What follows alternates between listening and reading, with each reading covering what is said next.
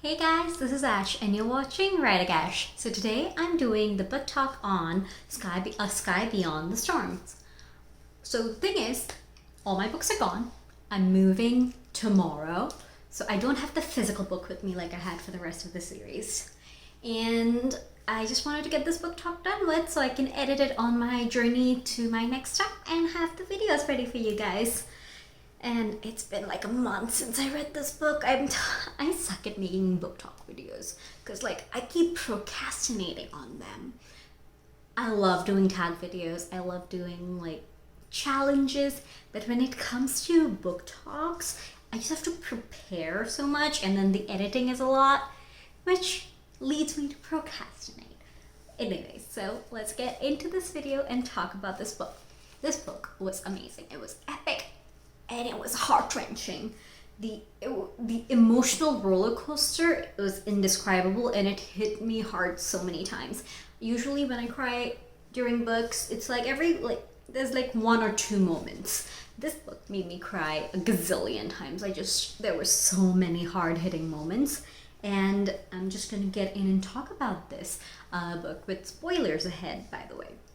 It's the fourth book in a series. You can't really talk about anything without spoilers, so beware.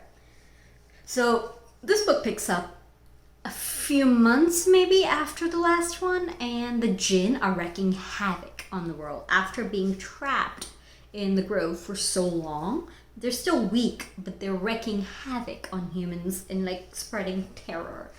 And the reason they're doing it is because the Nightbringer is trying to unleash the Sea of Suffering, is what they call it. But the other jinns do not know about it, because by unleashing the Sea of Suffering, he's going to get rid of all life forms, including the Jinn. But when they do find out, they trust in the Meheria, that's I think how it's pronounced, their beloved, because he saved them, he fought for them, and they trust in him so much that they don't care that what he's about to do might end them as well. And they're kind of blindly faithful to him. Not all of them, though, but a few of them do. And Elias is in this position where he is kind of detached from his feelings, and he's trying to do what's right for the waiting place and for the dead, and to keep the humans safe. And the world, everything is in chaos because of what the Nightbringer is doing. What he's doing essentially is getting rid of, stopping all the dead from passing on from them, stopping them from coming to the waiting place altogether.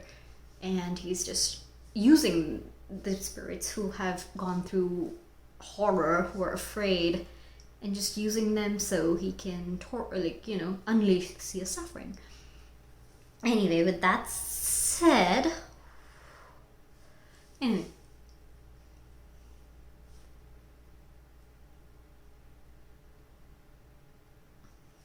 Anyway, with that said, on the other hand, Karis has basically named herself Empress, and she has kind of taken over part of the Empire, and Livia has become the Empress Regent of the other part of the Empire. She has those who are loyal to her, and basically Helena's the one running the show there. And the nice thing about Livia's empire is that she has basically said that the scholars are no longer slaves, and the scholars and the marshals are working together in that world. And when the tribal people need help, Livia's side, or Helene's side of the empire, goes to help them. All of these people, all of these humans are working together in this world, and that is the ideal world, and I love that's what they're working towards. And Naya and Helene are working together, and they've become amazing friends. I loved the friendship between them in this book. It felt very organic, the transformation of who they were in the beginning of the series and who they are now, and how they depend on each other. There are moments when Laya isn't there and Helene's going through some stuff with Harper, and she's like, I wish Laya was here. They're really friends. They're it's not just Elias holding them together. They have formed a bond amongst themselves. And I love good female friendships. That is such a key for me in a good book. Friendships and familial relationships really pull a book through. I love romance, and I struggle to read books without a romantic subplot where the romance is strong, but also a book which is completely lacking platonic relationships.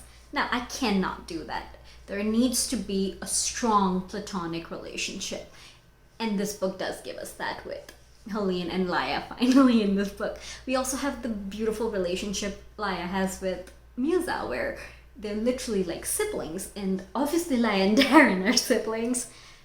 And then Livia and Helene. So I love these platonic relationships in these books. And even Elias and Helene, they have that friendship that has existed for years.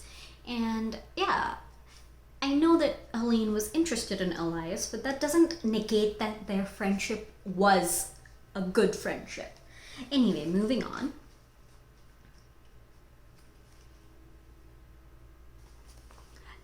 So Laia, Helene, and Co are in Marin, I think. I can't remember, it's been a month. But they get attacked, and when they're trying to escape, they try to use the waiting place. And Elias actually refuses in the beginning.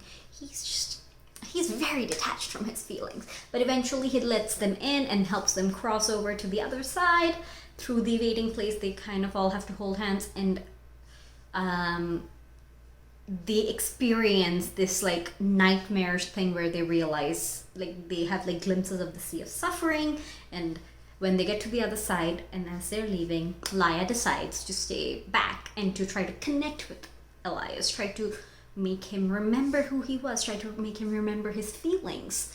And she does stay behind, and Elias doesn't respond too well to that. Like, he is really shutting off his feelings, because that's the only way he can be a good soul catcher. And as he's doing that, Laia keeps trying to push him to remember her, and it's breaking her, because he's refusing to. And I get why he is, because so many people lost their lives because he had feelings in the last book. But this was something I was really happy about, that Laia was fighting for him. She wasn't just giving up. And like, there were moments when she was like, okay, there's nothing I can do. But at the end, she didn't give up. She kept fighting for him, and I really appreciate that. And when like Elias's feelings and Elias's memories of those he loved started coming back, when Cain made him remember Laia, Helene, Karis, when he started remembering all that, I was really happy. And the prophecy Cain makes at the end of his life, and basically has Elias tell Laia and Helene what he wants them to know about the three of them being the key, basically, just like pushes the story forward. And I do like that Elias finally like decides to make a move in helping the humans in this war against the Jinn. He helps the tribal people, and I love that it was Laia who finally made her way to the tribal people after being captured by the Nightbringer and killing a Jinn with the weapon and getting everyone pissed off at her. When she makes it there, she's the one that makes him remember that the way to lead isn't by being a good commander or just by, like, you know, telling people what the fuck to do. No, in order to lead them, he has to feel for them. He has to be there with them, like.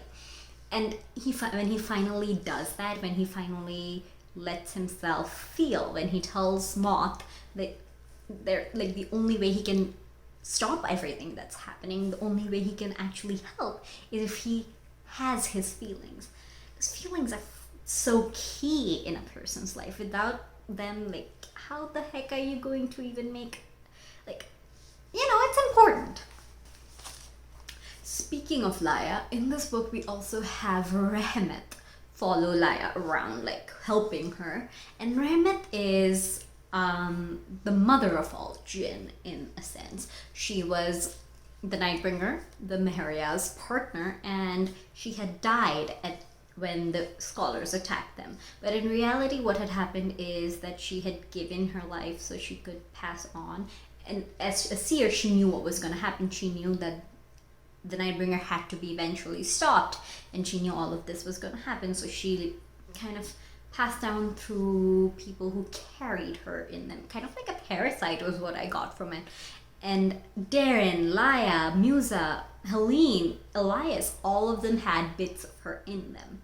I think Elias. I don't remember if Elias actually did. Even Spyro's sister had Remit in her. But Laya had it, like, Laya was the only one to defy the Nightbringer, which is why she was able to materialize again in Laya, and she was able to help Laya through all of this. And when Laya was nearly dead because of the Nightbringer's attack on her after she kills a Jinn, it was Remit who helped Laya escape. Now let's move on to Helene. Helene, like Elias, is also going through like a moral battle where she's fighting her fighting to save her humanity in a way, as she had like forsaken her feelings when her family had died. And in this book we see her try to like let people in, and she goes through so much shit in this book. And it was so heartbreaking to see her lose Livia. That was just the most painful thing ever. And then it was, on the other hand, it was so heartwarming to see her relationship with Zacharias, her little nephew, because she truly does love the kid and is loyal to him, and it is just her humanity. And I was really happy that she finally gave Harper a chance, because she deserves the happiness. She deserved the fleeting moments she had with him. She deserved to feel fulfilled. And it absolutely broke me when we lost him. Like, his death felt so pointless to me. I get it that like in her grand scheme of the story, like it still doesn't make sense to me. Like, she could have been Empress with him still alive, with him still there with her to help guide her sometimes when she strayed from her humanity, because she does struggle with that a little. And the reasons his death hurt me was because, one, Helene had lost far too much already, and he was her last like person left alive. And also, Elias never really got to know his brother. I would have loved for like at the end for him to be alive so Elias could have a brother as well, like have another brother, because Shan exists. Speaking of losing people, Darren. If he hadn't gone after Laya, he wouldn't be dead. And I know that his death was the catalyst that led Laya to kill the Nightbringer and unleash the Sea of Suffering. But his death, oh God, that was so freaking painful. His death actually made more sense than Avatar's Harper's death, and I hated that. I hated that they died. And just like Harper, I wish Nikla didn't die, because Nikla was to Musa what Harper was to Helene. And Nikla's death was just, having her alive at the end could have led for like exploration of her redemption arc after everything she did to the scholars. Maybe we could have seen her break free from the ghouls that were constantly haunting her, and for her to finally realize the extent of her actions while she was under their influence, and try to redeem herself, and to see like her and Musa have a second chance, because that would have been the ideal ending. And like, Avatar's death pisses me off even more, because like he was going to go save Helene, and Helene would have been, I feel like, not dead even if he didn't come, and his death was just horrible and painful and just still wrecks me even though it's been a month since I read this book. Okay, so as I mentioned, the Nightbringer's goal was to unleash the Sea of Suffering, which would have led to the death of all living kind, including the Jinn. And when he killed Darren, Laya ended up killing him, breaking the final strand in unleashing the Sea of Suffering. And at the end, she and Rahmat kind of worked together to bring things back to how they were and get the Nightbringer to give in.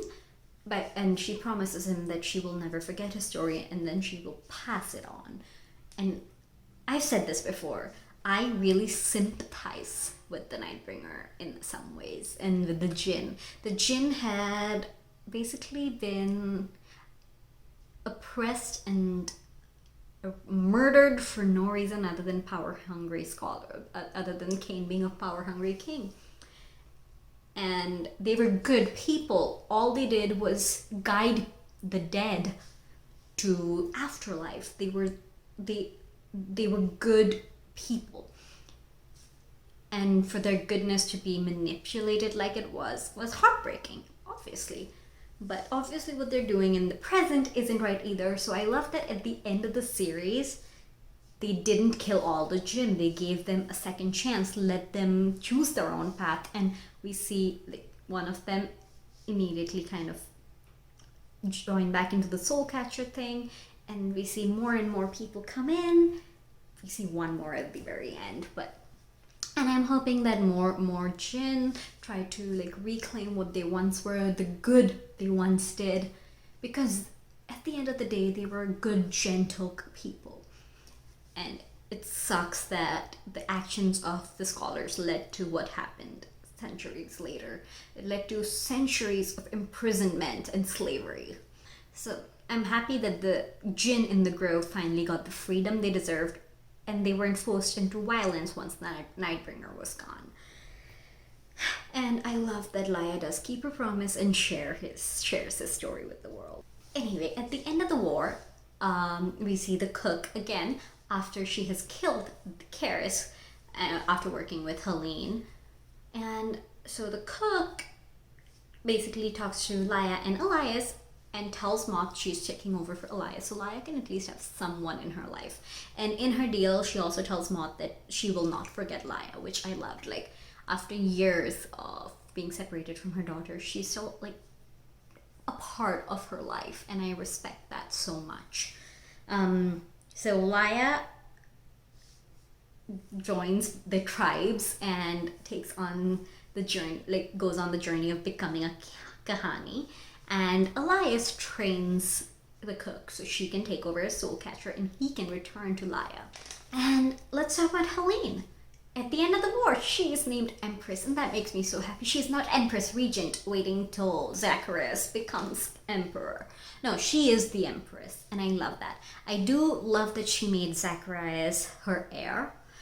That is just, she loves her nephew, and she talks about how she doesn't want children of her own before. So that's like completely, as a person who doesn't want biological children, I completely respect that, and I love that the author did that. Not all women need to have children, and I love that Sabaa Tahir addresses that in some way in this book. And she also forms like a friendship, a camaraderie with Musa, who's the only person who knows how she's feeling after the loss of Harper, because he lost Nicola.